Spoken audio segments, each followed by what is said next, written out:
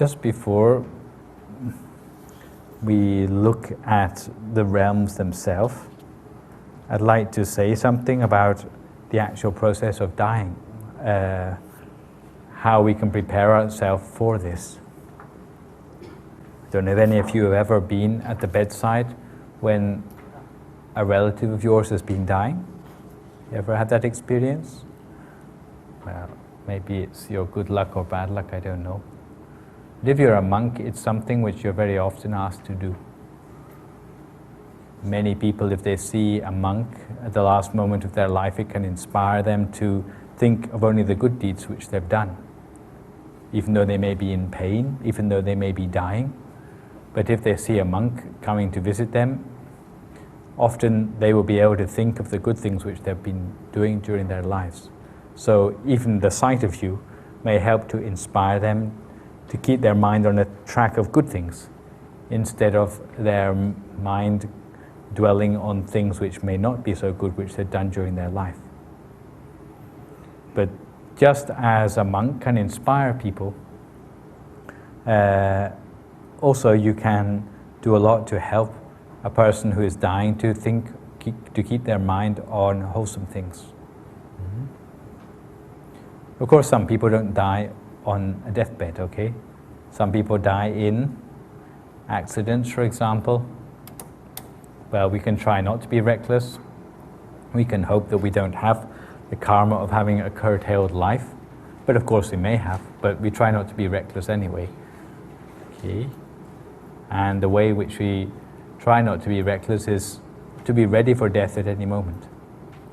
Even though we're in the car or something driving, but if we have our mind at the center of the body, even though we may have an accident and die, but we are ready for that.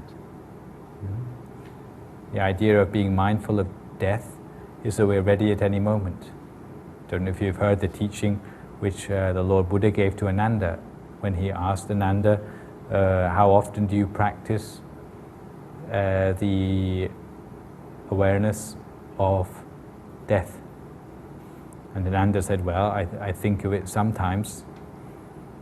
And eventually the Buddha concluded that this is not enough, but you should have awareness of the impermanence of your own life with every in-breath and out-breath. So this awareness of death should be with us the whole time, not as something morbid, but something that we don't lose touch with reality, and so that we are always prepared that if today is our last, if this moment be our last, then it will not be something which is we are going to it's going to come to us unprepared for. Okay. Some people say they like to die in their sleep. Think that's a good idea? Painless.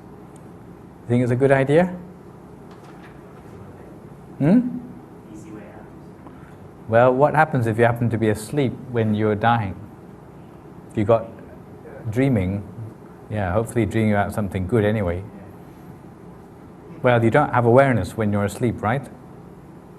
So if you happen to be asleep when you die, then it's a gamble as to what your state of mind might be. So therefore, it's better to confront death with full awareness, not in your sleep. So if a person is drugged up to the eyeballs by a doctor who thinks that they're helping the person to avoid pain, then in fact this is not good for the patient, because it means that they lose control of themselves at the last moments of their life.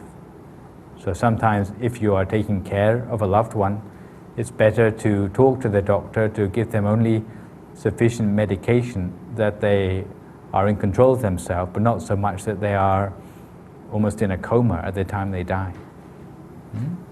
And falling asleep when you're dying, then this is the same sort of principle.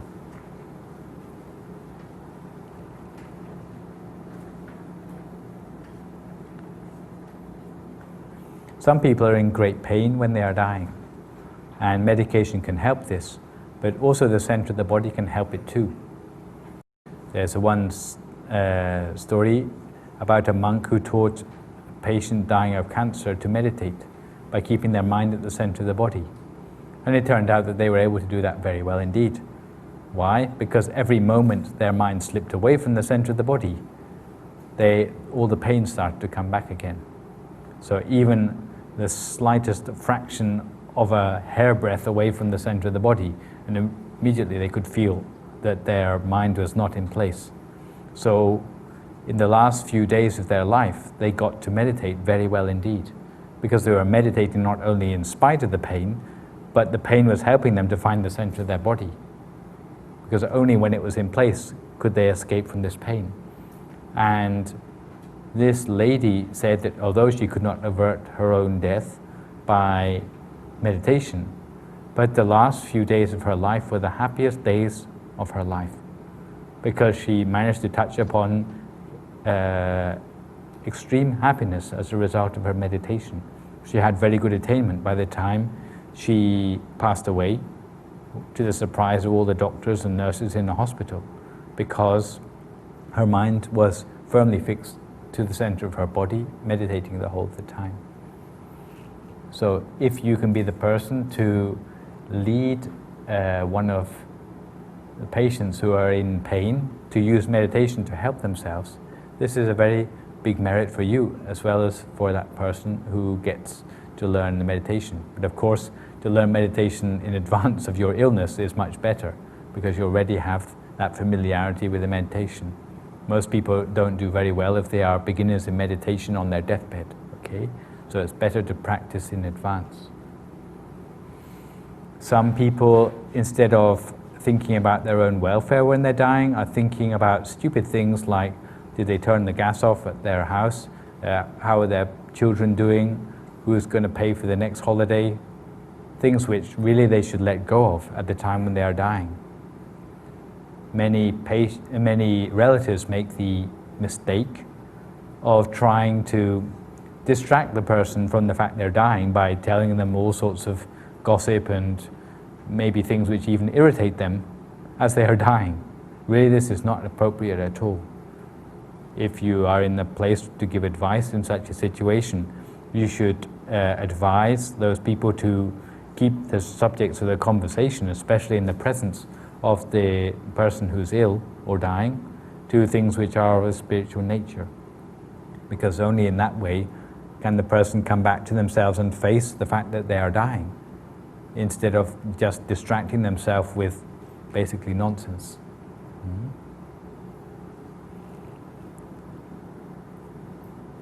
And if you meditate, then at the time when your life flashes before you, you have some control about how your mind responds to that, so that you don't dwell on the things which are maybe negative, which come up in these last few moments of rewinding your life. You have control over the state of your mind, so that you can keep your mind on a positive track rather than letting your mind slip onto things which are negative. Okay. So, what sorts of things can we expect when we pass away? From our near-death experiences, we already know that there are at least 3 pathways which seem to be described by the people. Anyone ever seen the film Ghost? Yeah? What happens in that, roughly, when people die?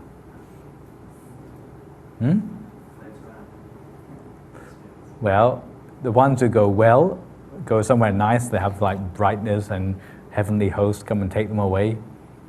If they are going to somewhere which is not so good, then all the shadows come and drag them away, kicking and screaming to a place they don't want to go to. As for others who haven't gone one way or the other, then they're floating around mixed up with the humans, but the humans can't see them or hear them, right? In fact, the person who made that film must have had some sort of inkling about the reality of things. But in fact, in reality, it's more complex than that. Usually when a person dies, if they have a very strong good karma, then immediately they are off to a new, better realm, which is what we call a heaven realm.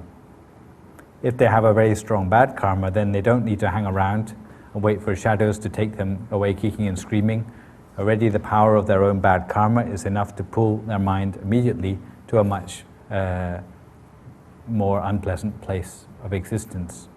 It's only the borderline cases which are still hanging around. And they do hang around for a length of time equal to 7 days in the human realm. You have that in Nepal as well? 7 days? They will still be around for 7 days. We live is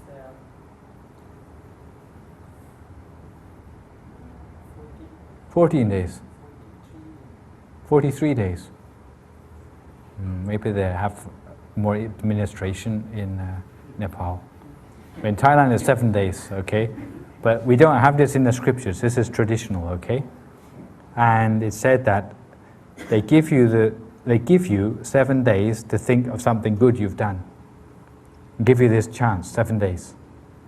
If after 7 days you still can't think of anything good you've done, to allow your mind to become pure and to go to somewhere better, then they come and drag you kicking and screaming to a new place of existence. And there is a place where the borderline cases are decided. And this place in Buddhism we call purgatory. And then from purgatory there are a lot of better places and a lot of worse places you can go. And in the video, I think it's probably the better way to present it. I'll show you some of these, okay? But if you want to look at the back page of your notes, you see a pagoda. And this pagoda is not just a pagoda for decoration. It's a pagoda which is a representation of the different realms of existence. In fact, there are 31 realms of existence. The 5 major groups are the hell realms, animals, hungry ghosts, humans, and angels. If you look at the pyramid, the pagoda here, the human realm is this one here, okay? So, if you want to fill it in for yourself, human body, and these are states of mind. A person who keeps 5 precepts at minimum can find themselves again in the human realm after they are reborn. So a human being can be born immediately in the human realm again. It's possible. When you hear about reincarnations of lamas, for example, then this would be the case. Okay. Below this you have 4 major realms. Who can tell me what they are? Unfortunate realms. Any offers?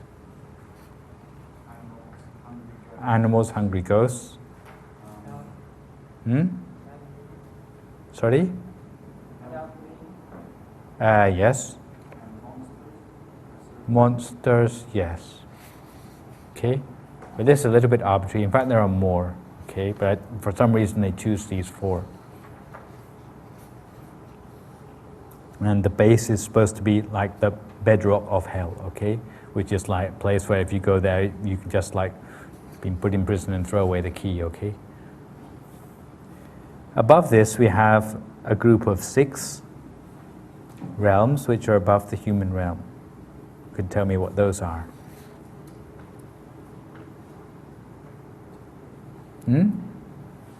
Yeah. Heaven realms. Heaven realms like heaven as in places where angels live. Above that, we have another total of 16 realms. Who can tell me what those are equivalent to? Brahma realms, we call them. Or, if you want to be exact, form Brahma realms. So realms of gods. Above that, there's another 4. These are the formless Brahma realms. And the circle on the very top, really it is broken free of this whole system, is Nirvana itself. It's not a heaven, it's outside the system completely. So don't go thinking it's just a continuation of the formless Brahma realms, okay? It's like breaking free of the system completely. So fill in the stars for yourself, okay? But I think your understanding is probably already enough to fill that in by yourself. Last but not least, I just want to say a few words.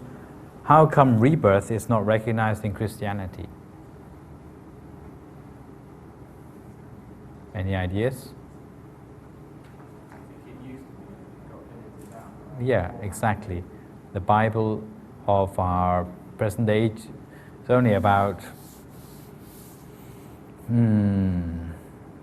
let's say about 20% of the whole thing.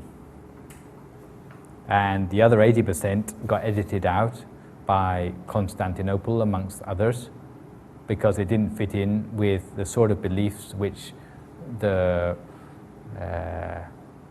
Roman Catholic Church wanted people to follow. So they sort of got rid of it, and it turned up again in the Da Vinci Code. Okay, but that's another story. It's still there, but it's still seen in what's called the Apocrypha. Apocrypha is a name which means scriptures which are outside the scriptures. They are not authorized by the church, okay? But they are written at the same time. In fact, within these we still see things referring to rebirth and transmigration of souls and so on in the Christian church. The reason Christians don't like rebirth is that they think that our human lifetime should be a time when you've got one chance to make a good go of it, okay? And if you fail, then that's it. You're damned for eternity, okay? Well, it's quite a good belief, actually, because you should make the most of your life. But in Buddhism, okay, we recognize that life does go on. Even if you do get born in heaven, it's not permanent state of being. Eventually your merit runs out in heaven and you end up back in another realm again, which may be the human realm if you're lucky. If you're not lucky, it may be much worse than that.